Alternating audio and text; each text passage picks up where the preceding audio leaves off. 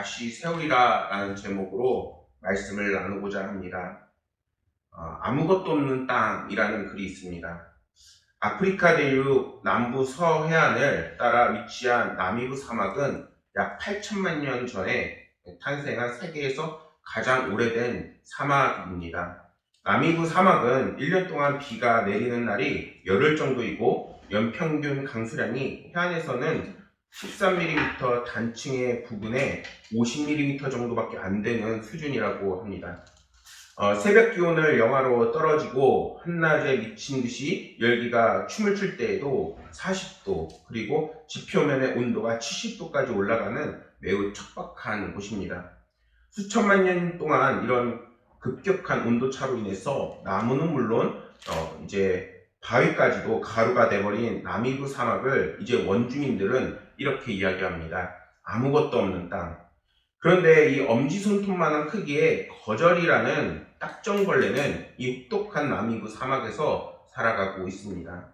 이 곤충은 해가 뜨기 전에 안개가 몰려오게 되면 모래 밖으로 나와서 모래 언덕 정상에 올라갑니다. 작은 거절이에게 이제 모래 언덕은 사람으로 치면은 바로 에베레스트 산으로 비유할 수 있습니다. 죽을 힘을 다해 올라간 거절이는 경사면의 가장 높은 끝에 다다르면은 발을 펴고 머리를 아래로 향하도록 하면서 등 쪽에 안개가 이제 몰려오는 방향으로 향하게 됩니다. 그렇게 되면은 등에 있는 돌기에서 이제 안개, 그 수증기가 조금씩 달라붙고 이슬이 맺히기 시작하게 되는 것입니다. 얼마 안 있어서 큰 물방울들이 이제는 중력을 이기지 못하고 거절이의 등을 타고 이제 흘러내리면서 마실 물이 생기게 되는 것입니다. 이 이야기를 알려드리는 것은 이제는 정말 척박한 상황 속에서도 하나님의 섭리가 있고, 또한 우리가 힘들고 어려운 때일수록 오히려 주님께서 주시는 은혜가 우리 가운데 있음을 함께 나누기 위함입니다. 이스라엘 백성들은 광야에서 하나님의 은혜로 살아갈 수 있었습니다. 하나님께서 때를 따라 구름기둥과 불기둥으로 그들을 인도하셨고, 또 시시때때로 만나와 메추기라기를 그들에게 부어주셨습니다. 중요한 것은 그들이 그 광야의 길을 무사히 건너 가나안으로 들어갈 수 있었던 것은 하나님의 섭리를 이제는 신뢰하고 이제는 하나님께 의지하는 삶을 살았기 때문인 것입니다. 오늘 함께 나눈 말씀에서는 하나님께서 이스라엘의 회복에 대해 말씀하십니다. 이것은 1차적으로 앞으로 아수르와 바벨론에 의해서 차례로 멸망할 이제는 남북 이스라엘에 대한 회복에 대한 최종적으로 하나님께서 선포하시는 말씀입니다. 다윗의 장막으로 상징하는 이제 하나님의 왕국은 이제는 하나님께서 그들을 구원하고 그들이 최종적으로 들어가게 될 하나님의 은혜를 상징하고 있는 것입니다. 사실 아모스는 오늘 말씀에서 선포하기 전까지 계속해서 심각한 심판에 대한 예언을 말씀을 전하게 됩니다. 그런데 자신의 그 예언을 마무리하는 그 결론에 이르러서 회복과 건설을 예언하는 말씀을 이제 이스라엘 백성들에게 선포하고 있습니다. 이것은 하나님께서 타락한 이스라엘 백성들과 열방을 향한 심판이 그들을 향한 멸망이나 괴롭힘에 있는 것이 아니라 그들을 구원하기 위해 너희들이 이제는 돌이켜 하나님께로 돌아오라는 말씀인 것입니다. 하나님의 최종적인 목표는 심판이 아니며 회복이며, 그리고 다시 하나님과의 좋은 관계를 맺는 것입니다. 그럼에도 불구하고 아모스가 최종적으로 말하는 것은 이제는 너희들이 회복해야 할 때이며, 그리고 너희들이 이제는 하나님과 다시 좋은 관계를 맺어서 축복을 받으라는 것입니다. 사실 성경에서는 다른 곳에서 이러한 심판과 회복의 말씀이 곳곳에서 나와 있습니다. 어떻게 보면은 주기적으로 나와 있죠. 그러나 하나님께서 이스라엘 백성들을 향한 징계와 심판의 말씀을 하시면서 이제는 꼭 그곳에 하나님의 회복과 또한 건설을 예비해 놓으심을 우리는 확인할 수 있습니다. 하나님의 섭리와 행사는 그 심판과 파괴조차 이제는 결국에는 회복과 부흥으로 이어지는 길로 하나님께서는 합력하여 선을 이루십니다. 그렇게 성도들은 하나님을 신뢰하며 이제는 하나님께서 우리를 어떻게 변화시켜 나갈 것인지를 오히려 소망으로 기대할 수 있어야 하는 것입니다. 우리의 삶을 살아나가면서 오늘날의 현실을 맞이하고 또한 어려움과 그리고 괴로움을 만나게 됩니다. 그러나 그 가운데 우리의 이 모든 것이 파괴되고 멸망하고 없어진다라고 생각하는 것이 아니라 오히려 하나님의 심판과 놀라운 은혜가 이제는 오히려 예비되어 있으면은 이제는 우리의 삶이 회복이 될 수 있다는 것도 알고 있어야 하는 것입니다. 뿐만 아니라 사람은 언젠가 죽음을 맞이하고 그 과정에서 육신의 죽음 그리고 그 다음을 알지 못하는 공포까지도 마주하게 됩니다. 그러나 그러한 죽음과 파괴마저 그 마지막은 하나님께서 예비하신 하나님의 나라가 예비되어 있는 것입니다. 그런데 여기서 중요한 것은 그러한 최종적인 은혜와 그 하나님의 합력하여 선을 이루는 것은 이제는 모든 사람이 이제는 하나님을 향한 그 믿음을 지킬 때 볼 수 있게 되는 것입니다. 그리고 또한 그것은 단순히 하나님을 믿는다 해서 되는 것이 아니라 오직 그 이름, 하나님께서 우리에게 주신 한 가지의 이름인 오직 예수 그리스도를 구주로 영접한 자만이 누릴 수 있는 은혜인 것입니다. 그렇기 때문에 우리는 주님을 향한 믿음을 잃어서는 안 되는 것이고 기도를 멈춰서는 안 되는 것이며 주님께 함께해서 이제 주님께서 우리와 함께 해주실 것을 늘 간구할 수 있어야 하는 것입니다. 오늘 말씀을 모든 성도님들에게 주시는 은혜가 함께하는 말씀이 되기를 소망합니다. 그리고 그러한 고난의 때에 이러한 말씀을 통해서 하나님의 놀라우신 역사와 은혜를 바라볼 수 있는 그 시각을 갖는 저와 여러분들이 되기를 소망합니다. 12절 말씀에서 다윗의 장막은 앞으로 하나님께서 일으켜 세우실 하나님의 그 왕국을 상징하는 말씀입니다. 하나님의 나라는 이제는 이스라엘은 물론이고 에돔의 남은 자 그리고 하나님의 이름으로 일컫는 만국 그 범위를 선정하고 있습니다. 이것은 하나님께서 건설하실 그 구원의 왕국이 이제 이스라엘이라는 민족 그 영토에 그리고 그 민족들에게 이제는 갇혀 있는 것이 아니라 하나님의 구원이 전 세계에 이제는 미친다는 것을 예언하고 있는 것입니다. 그리고 에돔의 남은 자라고 말씀하는데 이 에돔은 세상의 그 나라를 대표합니다. 그래서 하나님의 이 왕국, 이 구원의 왕국은 하나님의 백성만이 들어가는 것이 아니라 오히려 주님을 믿지 않는 모든 사람들이 이제는 예수 그리스도를 믿음으로 들어갈 수 있다는 것입니다. 에돔은 이스라엘 조상 야곱의 형 에서의 자손들이 세운 나라로 이제는 혈통적으로 보면 이스라엘과도 매우 가깝습니다. 비록 혈통적으로는 가까운 나라이지만 실제적인 면에서는 이스라엘에 대해서 너무나도 힘들게 하고 또한 적대적인 원수의 나라입니다. 심지어 에돔의 자손들은 그 조상 에서와 이스라엘 조상 야곱 사이의 관계를 지금까지도 기억하면서 이스라엘 자손들을 아주 미워하고 또한 싫어합니다. 괴롭히죠. 그러나 왜 성경은 그러한 사람들까지도 하나님의 백성으로 이제는 그 기업을 받을 수 있다라고 말씀하시는 것일까요? 그것은 그들처럼 하나님의 백성을 대적하는 자들까지도 이제는 예수 그리스도의 그 이름을 믿게 되면은 놀라운 변화의 은혜를 경험할 수 있기 때문인 것입니다. 그 말씀은 오늘날 그 누구도 이제는 예수 그리스도를 영접하기만 하면은 심지어 그들이 이전에는 하나님의 대적자였다 하더라도 하나님은 그들을 용서하시고 은혜와 자비로 그 구원의 문을 열어주신다는 것입니다.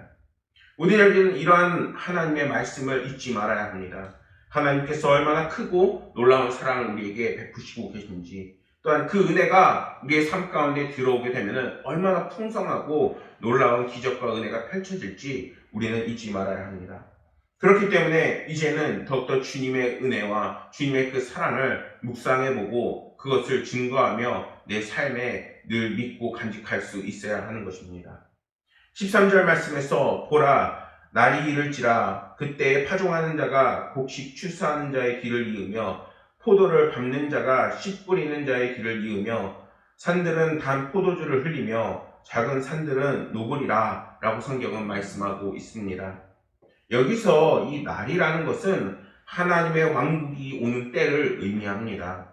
즉 수확의 풍성함이 그때에는 있을 것이라는 말씀인 것이죠. 그 수확이 얼마나 풍성한지 한번 거두고 나서 어떻게 음식과 곡식들이 다시 거둘 수가 있겠습니까? 그러나 하나님의 말씀은 이제는 그것을 거두고 나서 또 거둘 수 있을 만큼 놀랍고 크신 은혜와 축복이 예비되어 있다는 것입니다. 또 포도를 수확하게 될 것이고 산들은 단 포도주를 흘리며 작은 산들은 녹으리라 이렇게 하나님의 풍성함에 한이 없음을 지금 말씀하고 있습니다. 앞으로 올 하나님의 왕국을 이처럼 풍성하고 풍요롭고 기름진 아름다운 땅으로 지금 말씀하고 있는 것은 거기에 거하는 이들이 이러한 하나님의 예비된 은혜를 이제는 얼만큼 누리게 될 건지를 분명하게 말씀하고 있는 것입니다. 그렇다면 이처럼 하나님의 왕국에 거하는 이들이 크나큰 복을 누릴 수 있는 이유는 무엇일까요? 이렇게 큰 복을 누릴 수 있는 비결은 이것은 저절로 누릴 수 있는 것이 아니라 이제는 오늘날 우리의 삶을 살아가면서 예수 그리스도를 붙잡고 이제는 하나님의 은혜를 바라볼 수 있는 사람들에게 주어지는 것입니다. 이러한 큰 은혜는 하나님의 왕국의 구성원들이 하나님과 온전히 바른 관계를 맺고 축복된 관계에 들어가기 때문에 이루어지는 놀라운 은혜인 것입니다. 그리고 그 관계는 우리를 대신해 이제는 징계를 받으신 예수 그리스도를 나의 구주로 영접했기 때문에 오는 은혜라는 것이죠. 그러한 점에서 우리는 예수 그리스도를 올바로 믿고 주님을 통해 하나님과 바른 관계를 맺어야 하는 것입니다. 하나님과 바른 관계에 있는 사람은 이제는 삶이 현실적으로 아무리 척박하고 어렵고 그 삶이 어렵다 한다 할지라도 거저리처럼 하나님께서 그 작은 것도 돌보시는 것처럼 이제는 들의 백합화가 이제는 하나님께서 옷을 입히고 하늘에 나는 까마귀가 이제는 하나님께서 먹이시는 것처럼 오늘날 성도들의 삶 역시 하나님께서 보살피고 도우시게 되는 것입니다. 하나님께서 이스라엘 백성들에게 기업으로 주신 가나안 땅은 젖과 꿀이 흐르는 땅이라 성경은 말씀하고 있습니다. 그런데 정말 그 땅이 젖과 꿀이 흐르는 땅이었나요? 가나안 땅은 비옥한 곳도 있지만 대부분이 척박한 땅입니다. 그럼에도 불구하고 그들은 풍요를 누리고 또한 하나님께서 주시는 은혜를 누렸습니다. 어떻게 그것이 가능할 수 있었던 건가요? 그것은 그들이 자신들이 하나님의 백성임을 알고 하나님을 찬양하며 하나님의 주시는 은혜를 더해 주셨기 때문인 것입니다.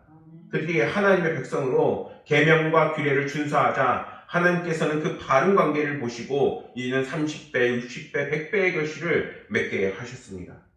그렇기 때문에 우리의 삶에 정말 풍성한 은혜와 또한 선한 것과 그리고 생명이 다시 회복되고 은혜가 돌아오기 위해서는 이제는 하나님의 그 질서와 관계를 다시 회복해야 하는 것입니다.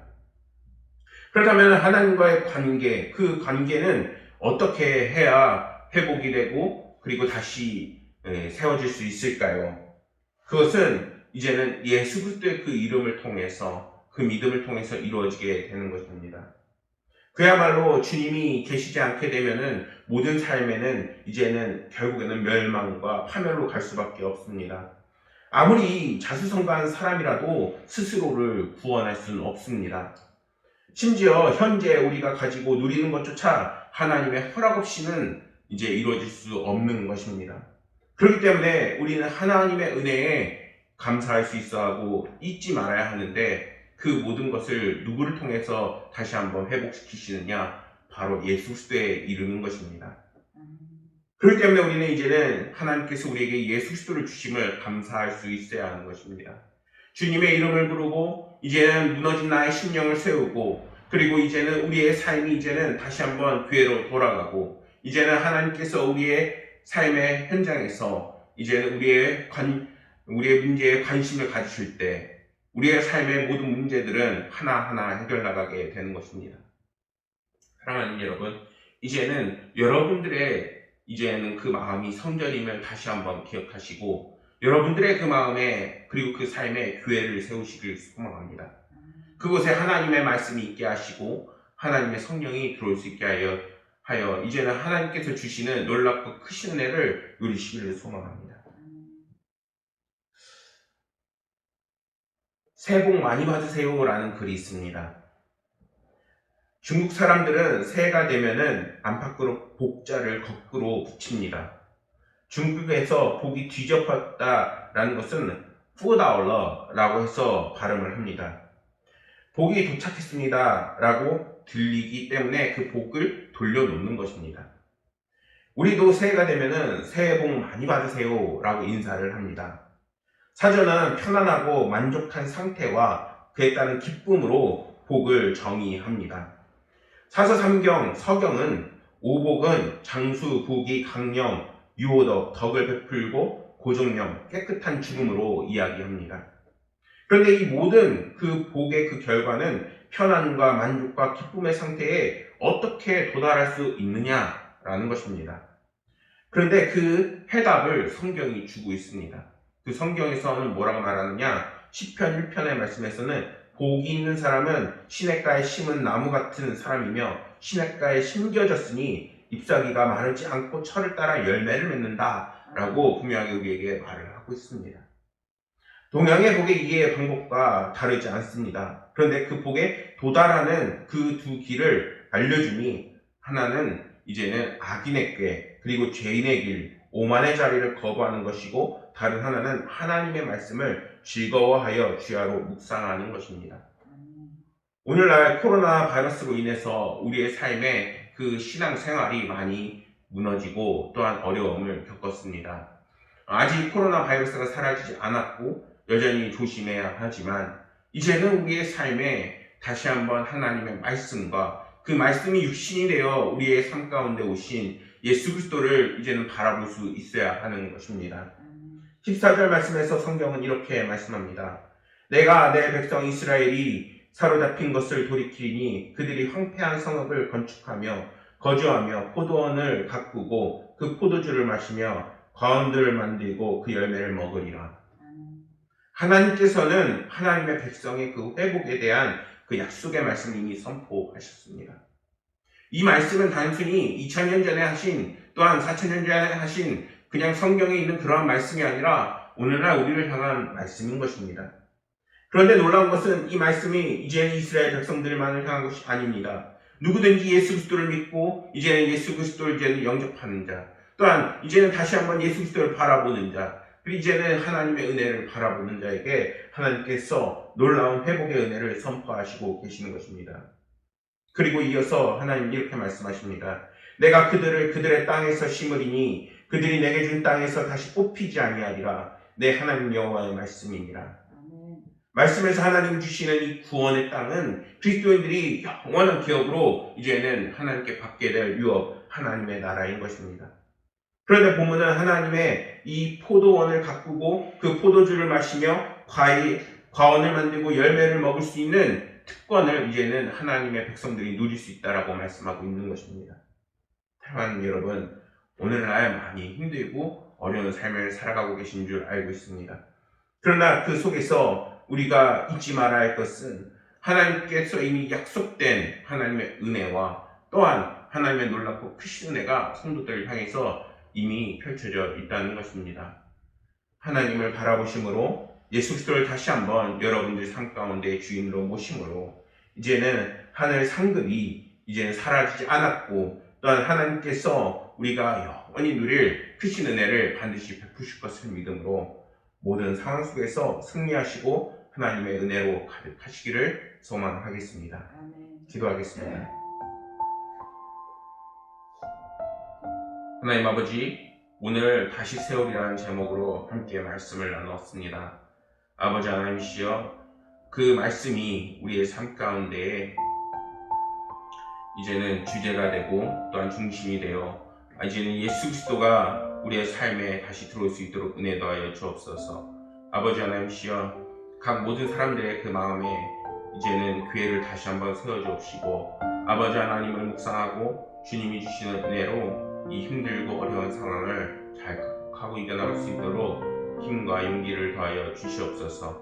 아버지 하나님께서 예배를 마치고 돌아가는 성도들 삶 가운데 늘 함께 하시고 또한 주님을 찾는 자들에게 더 큰 복을 주실 것을 믿으며 모든 말씀 우리 구주 예수 그리스도 이름으로 기도